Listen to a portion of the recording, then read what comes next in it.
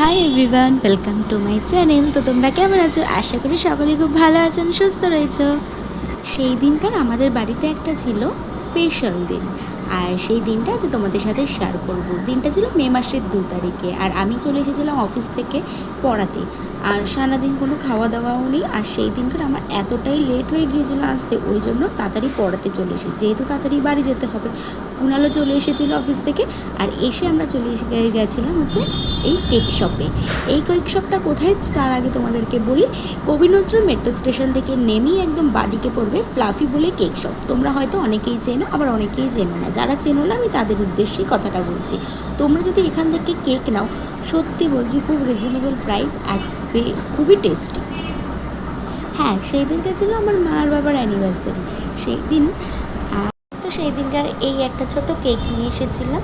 তো কেক নিয়ে এসে মাদের জন্য সেলিব্রেট করেছিলাম। মারা তো ভীষণই হ্যাপি হয়েছিল, আর আমরাও খুব হ্যাপি হয়েছিলাম যে মাদেরকে এইটুখানি খুশি করতে পেরেছিলাম।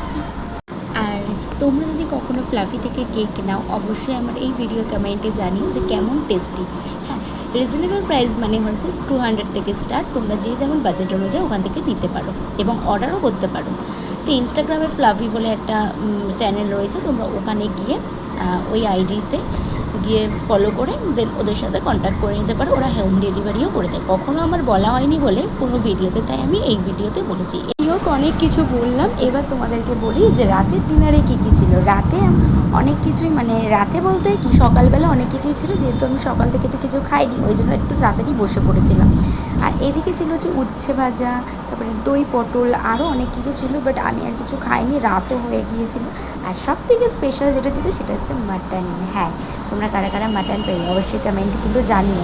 আমি আগে মাটন খেতে খুব একটা পছন্দ করতাম না, আর এখন যখন খাই ভীষণই প্রিয় হয়ে গেছে আমার কাছে। তো তোমরা জানিও কমেন্টে কেমন লাগলো ভিডিওটা। বাই।